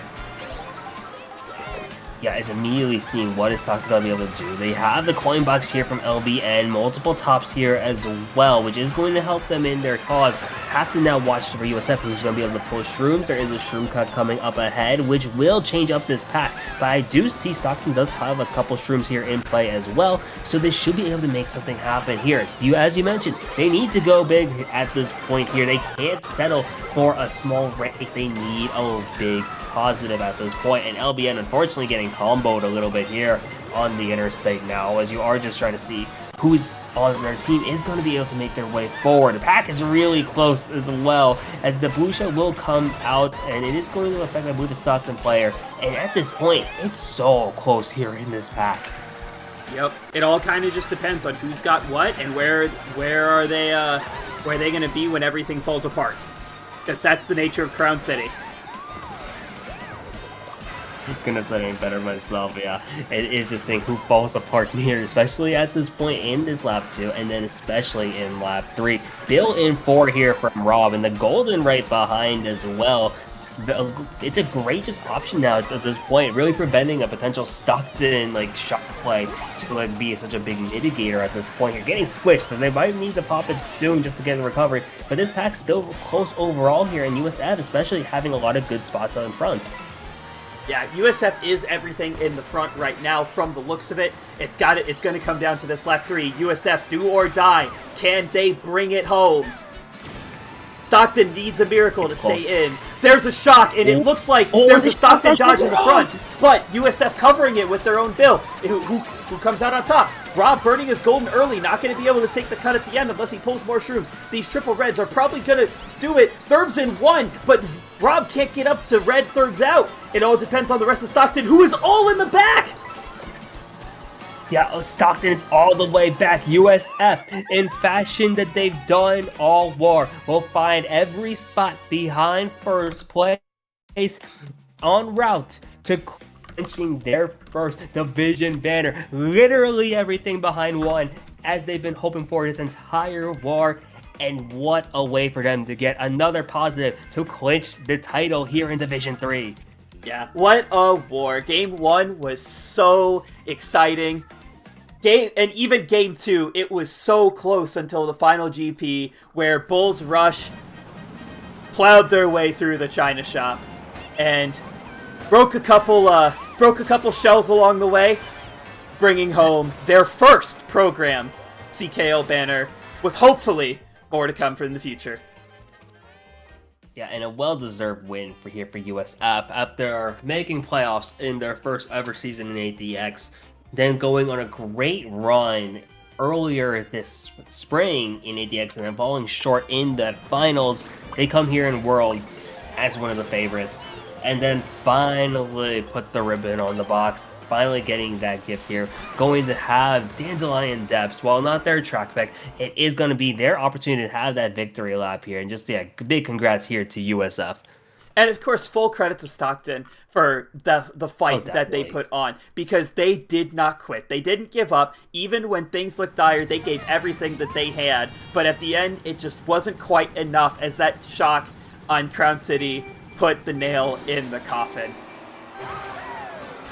Yeah, Stockton's definitely going to be a program you really want to watch out for in the future. I had them as maybe one of my, like, up-and-coming teams really here, and you see a lot of the potential. I think just with a little bit more experience, a little more practice, this team probably shuts the door here and then claims that division banner. But I want to say it is USF here. We see Rob here with the victory lap, and big shouts to Rob especially for when we see what USF has done here. A lot of the credit will go to Fanson and a lot of the other top players, but Rob has also really stepped up here as well. Just doing great stuff here, really from this entire USF team, who has just getting everything behind 1 has been their strategy. Important stuff here as LBN in the star in first place.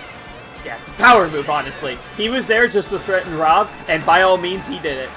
That's also managing to dip into second place perfectly for the box, so now he's got a break in 1.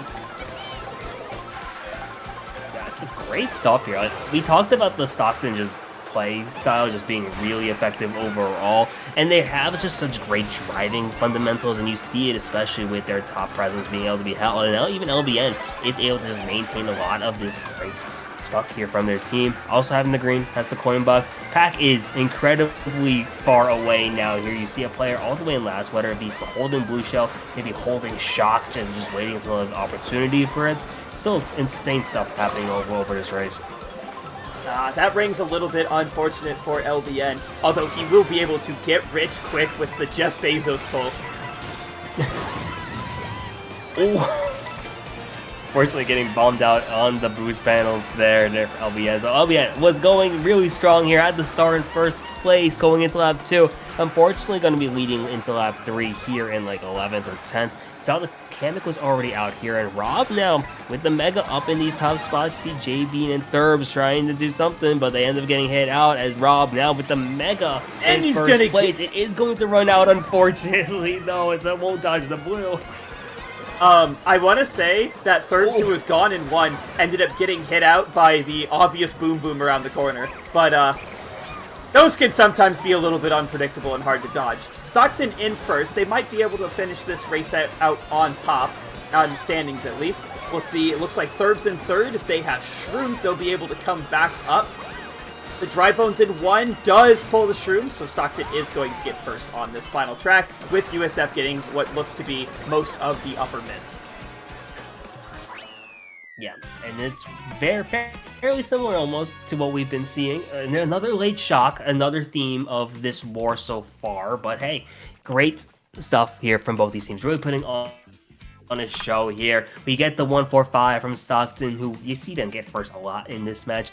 But USF, once again, getting a lot of spots behind one, will get another first place and then wins here officially with a plus 82 victory in favor of Bulls Rush from USF. Yeah, just what a performance and adjustment game 2 from the Bulls. Being able to consistently hold those mid spots right behind one. Exactly what they needed in order to bring home that crown. Congratulations once again to USF for being your Division 3 World Champions. The first Division 3 World Champions of the Collegiate Karting League. Hopefully they'll be back next season, even stronger, likely going to be bumped up in our division system, as that's how it works. You do well, we move you up. And we might be able to see the Bulls compete in the second division, depending on who we get back next year. Well, we'd love to see that. Just thinking about what USF has done as a program overall has really risen up the ranks, at least in so far where they've been able to. So, coming in playoffs in ATX, being finals earlier, and now winning it, it's a great start here for this USF program. So, very happy for them. Very congrats to them again. And Stockton, while not their day today, they have been looking really good. So, we'd love to see that here. It's a great day here to be a college Mario Kart fan. Yeah, and I really was impressed by how the mid-pack for USF played, because ultimately that's what ended up winning them the war. Thurbs was so constantly gone in one that it didn't really make that much of a difference at the end, but players like Fanta, like Rob, Alex, Verado, being able to claim those mid to upper mid spots consistently, race after race, and allowing them to maintain the lead that they needed. Yeah, and just amazing stuff overall. I do believe we will be getting an interview from Tomatoes from USF, so really happy to hear what they have to offer from their perspective as well, because big congrats to them. They've been wanting this for a long time and did such a well-deserved win. Really hoping that they have such a great celebration coming up later on. Let's go ahead and drag USF Tomatoes in here. Tomatoes, congratulations. Big congrats. Thank you. So the race is really exciting today, man. Yeah, that was a really fun set. Let's go ahead and start with the obvious talking point, that being the closing parts of Game 1. Walk us through what was going on in your call for those last 4 races of Game 1. Oh man, those last 4 races, we were like clenching our teeth. We're like right at the end, you know? So, and we see that we're down a little bit, and we're like, we gotta have just one good race, like one little race that we can keep up our points so we can win that match overall.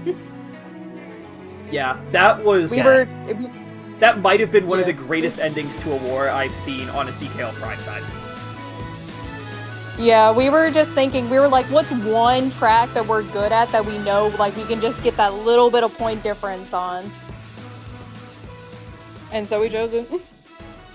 And it was big. It was big. And that leads into my next thing. So, we know how close Game 1 was. But in Game 2, you guys started to pull away. What was different in that Game 2 compared to that Game 1?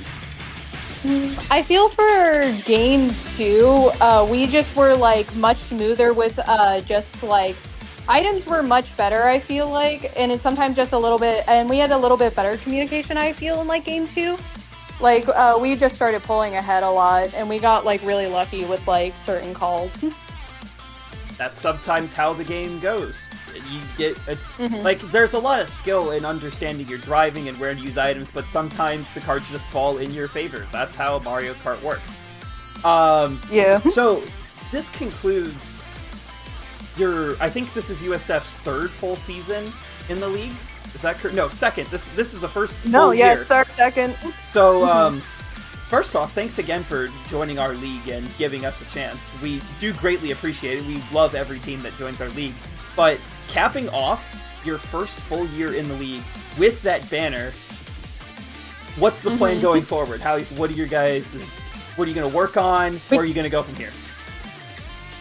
Obviously, there's still things to work on. Like, even though we did really well, there's always things to work on. Like, could we communicate this better? Like, can we do better item play? Can we learn more cuts so we can pull a little bit more ahead? But I think we just, like, keep moving on. We keep trying to see if we can push higher, see if we can achieve greater things. Awesome stuff. And before we will eventually let you go back to celebrate, is there any closing thoughts, anyone you want to shout out as representative here of USF? I really want to shout out my teammates, Alex, Rob, Fanta, Barato, and Chris, along with, we had our sub here, Jam, as well. They're all really amazing guys. I love playing with them. Like, they're great teammates. And I also do want to shout out Stockton, like LBN and like Zach and like everyone on their team. Like, they're amazing players as well. And like, those races were really eventful. They were amazing. Yeah, it kept us on the edge of our seats for basically the entire of the duration of those first, like, 18 races that we saw until you started to pull away a little bit in the last GP of War 2. Well, thanks again for popping in. Congratulations on your banner. And we're not gonna hold you here any longer. Go celebrate with your classmates and enjoy this victory. Thank you for hosting, and thanks for the stream. Bye-bye, guys. Of course. Bye-bye. And, yeah, that's amazing. You gotta love the low div teams. They don't get as much attention as the higher divs, but boy, do they play some exciting Mario Kart. They really do. And the best thing is, there's still more College Mario Kart happening right now. If you haven't been tuning in, go tune in to the Collegiate KL on Twitch. D1 Finals is in Game 3 right now. That should also be an absolutely phenomenal match here. It's just been an amazing day here for College Mario Kart overall. Yeah.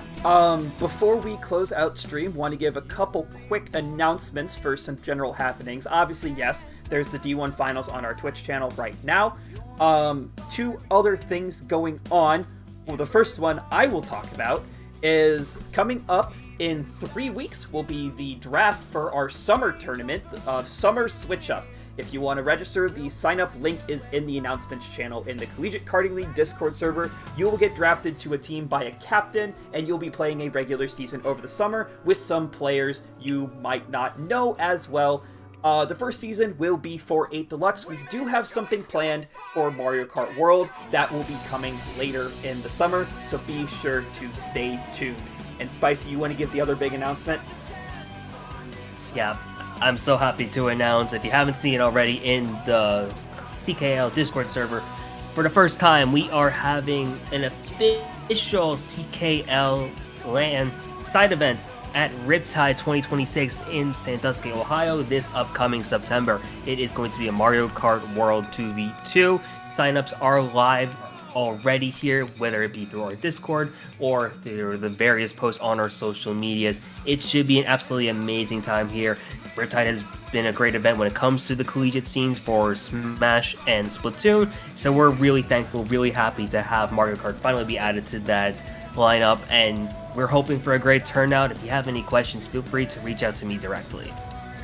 Alright, and with that, Spicy, thanks for joining me on the cast here tonight. Of course. And thanks again for tuning into our live stream of D3 World. Hopefully we'll have more of this in the fall.